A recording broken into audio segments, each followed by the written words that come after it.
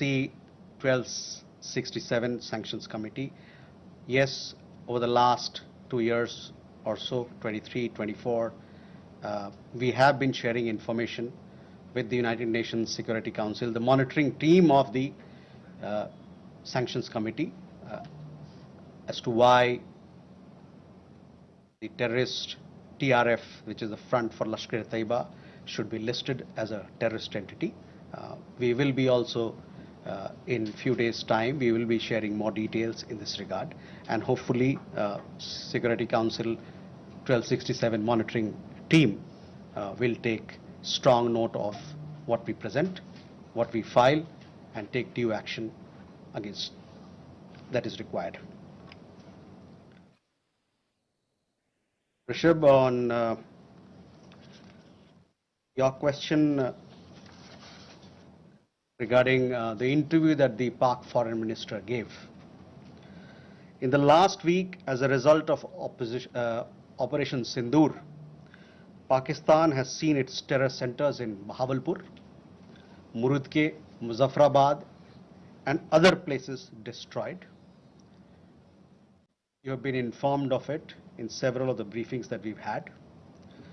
Thereafter, its military capabilities were significantly degraded by us, and key air bases effectively put out of action.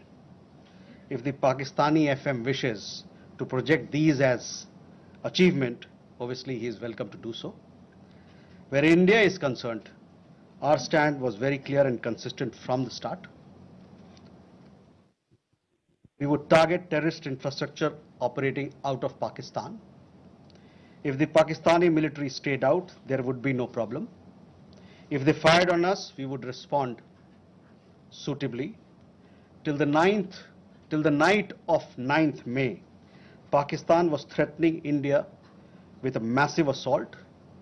Once their attempt failed on 10th May morning, and they received a devastating Indian counter response, their tune changed, and their DGMO eventually reached out to us. I just referred to the timings, etc., as to when they reached out. In essence, India's position remained the same. Pakistan's position changed on 10th May morning after its air bases were effectively put out of action. All you have to do is to look at who called who to negotiate the terms of the cessation of firing. By the way, we are living in a day and age where you have satellite pictures available commercially.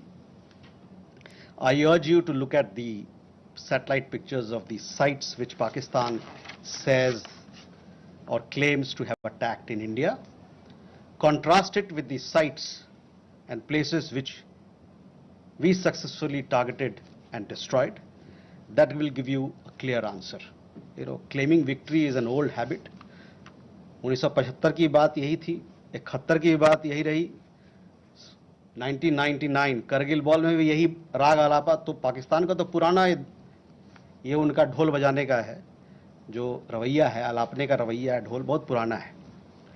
परस्त हो जाओ लेकिन ढोल बजाओ.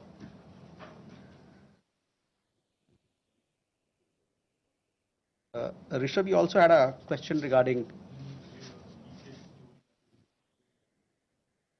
on that. I think there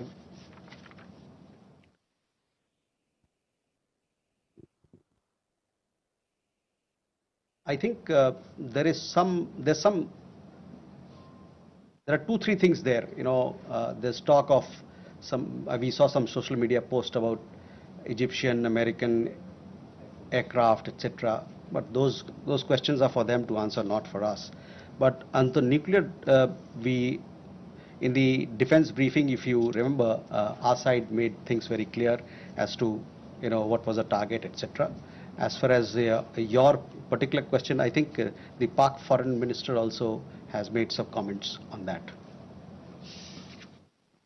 Manas,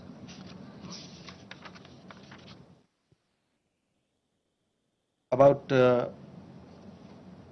nuclear issue that you pointed out.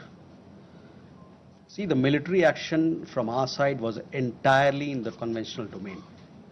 This was also made very clear in the defense briefing yesterday. There were some questions also which were asked. There were some reports, however, that Pakistan National Command Authority will meet on 10th May, which we saw, but this was later denied by them. Pakistan FM has himself denied the nuclear angle on record. So, Rishabh, that also answers your question. As you know, India has a firm stance that it will not give in to nuclear blackmail or allow cross-border terrorism to be conducted invoking it. In conversations with various countries, we have also cautioned that their subscribing to such scenarios could hurt them in their own region.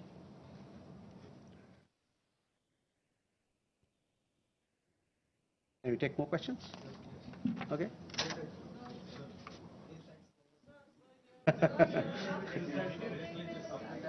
Dhere. Good evening, sir. Dhere Maheshwari from Sputnik, sir. Just a clarification. Secretary Marco Rubio tweeted that India and Pakistan had agreed to ceasefire as well as start talks on a broad range of issues at a neutral site. So would it be possible to get a clarification on this if we agreed to that? And sir, the second question is about India-US trade talks. India has formally notified the WTO proposing retaliatory tariffs against select US imports over Washington's tariffs on steel and aluminum imports. Would it be possible to get a clarification on this? And does it affect India's negotiating position vis-a-vis the bilateral trade agreement? Thank you.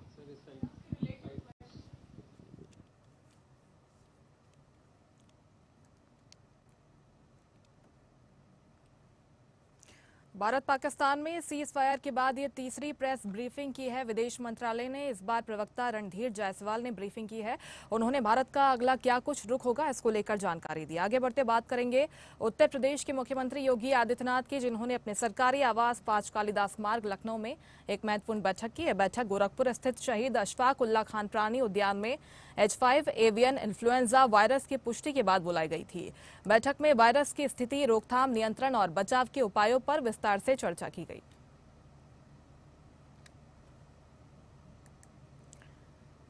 महत्वपूर्ण बैठक लखनऊ में आयोजित की गई। मुख्यमंत्री ने H5 virus पर यह बैठक बुलाई है। शहीद अशफाक उद्यान में फ्लू की पुष्टि हुई, जिसके बाद हाई लेवल मीटिंग की मुख्यमंत्री योगी आदित्यनाथ ने। उन्होंने अधिकारियों को इसकी रोकथाम के लिए दिशा निर्देश दिए हैं।